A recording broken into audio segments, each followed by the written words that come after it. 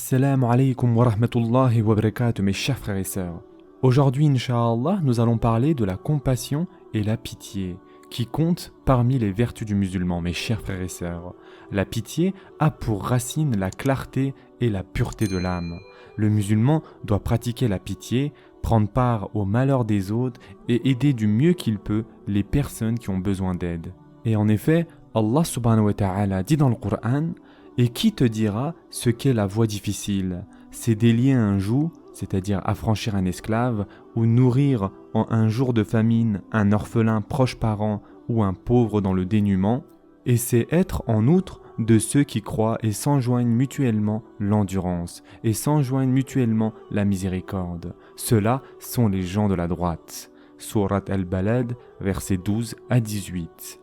Plusieurs hadiths du prophète Mohammed sallallahu alayhi wa sallam abordent la pitié et la bonté du cœur en soulignant leur importance dans la vie individuelle et sociale. Parmi ces nombreux hadiths, voyons quelques exemples. Le prophète sallallahu alayhi wa sallam a dit: ayez pitié de ceux qui vivent sur terre, celui qui est au ciel aura pitié de vous. Ce hadith a été rapporté par At-Tabarani. Le prophète sallallahu alayhi wa sallam a aussi dit: Allah est miséricordieux envers ceux qui ont un bon cœur. Et ce hadith a été rapporté par Bukhari. Le prophète sallallahu alayhi wa sallam a aussi dit: le tout miséricordieux est clément avec ceux qui le sont. Soyez clément envers votre prochain et Allah sera clément envers vous. Ce hadith a été rapporté par At-Tirmidhi. Et enfin, le prophète sallallahu alayhi wa sallam a aussi dit: l'image des croyants dans les liens d'amour, de miséricorde et de compassion qui les unissent les uns aux autres est celle du corps. Dès que l'un de ses membres est malade, tout le reste du corps souffre d'insomnie et de fièvre. Ce hadith a été rapporté par Bukhari et Muslim. Ainsi, la pitié n'est que tendresse et sympathie. Elle suscite grâce et bonté, mais elle n'est jamais un sentiment stérile. Elle se traduit au contraire à l'extérieur par des actes réels tels que le pardon aux offenses, le secours aux angoissés, l'assistance aux faibles, l'assouvissement de la faim des faméliques, habillement des dénudés, soins aux malades, la consolation des affligés et plusieurs autres actes semblables qui sont tous le fruit de la pitié.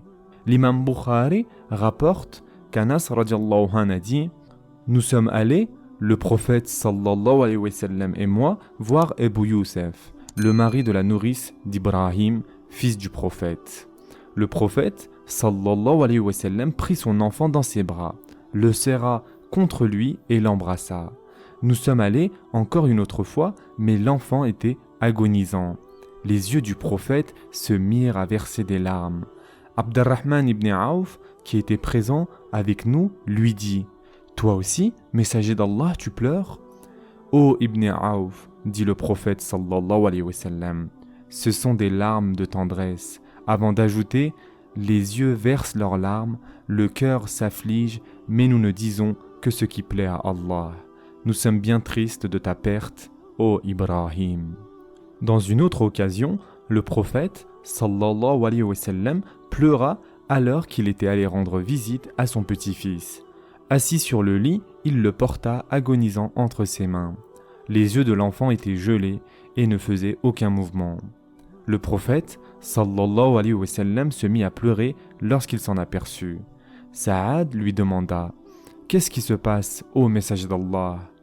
C'est, répondit-il, la manifestation de la compassion qu'Allah Azza wa Jal a placée dans le cœur de l'homme. Allah Azza wa Jal n'est compatissant qu'envers ceux de ses adorateurs qui sont eux-mêmes compatissants. Ce hadith a été rapporté par Al-Bukhari. C'est une marque d'affection de la part du prophète sallallahu alayhi wa sallam que d'aller voir l'enfant chez sa nourrice, de l'embrasser et de le serrer contre lui. C'est de la tendresse de sa part que de lui rendre visite dans son agonie et de le pleurer. Bukhari a rapporté aussi le fait suivant d'après Abu Hurayra radiallahu anhu. Un homme, poursuivant son chemin, éprouva une soif ardente et descendit dans un puits pour se désaltérer. Quand il remonta, il vit un chien allaitant de soif, léchant l'humidité du sol.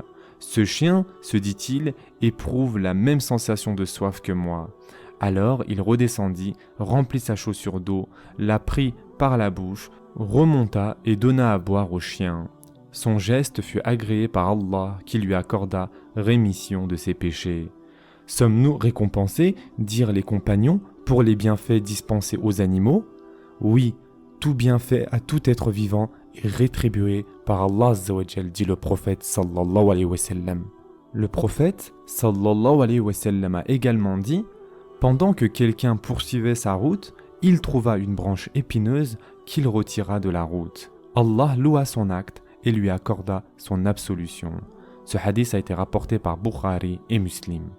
Le prophète sallallahu alayhi wa sallam a aussi dit: toutes les créatures constituent la famille d'Allah Azza wa Jal et sa créature préférée, c'est celle qui est bienfaisante envers sa famille. Ce hadith a été rapporté par Bukhari. C'est aussi une marque de commisération de la part de cet homme qui prit la peine de descendre dans le puits, d'y puiser de l'eau et de désaltérer ce chien assoiffé, et de l'autre qui prit la peine d'écarter cette branche épineuse du chemin emprunté par les gens.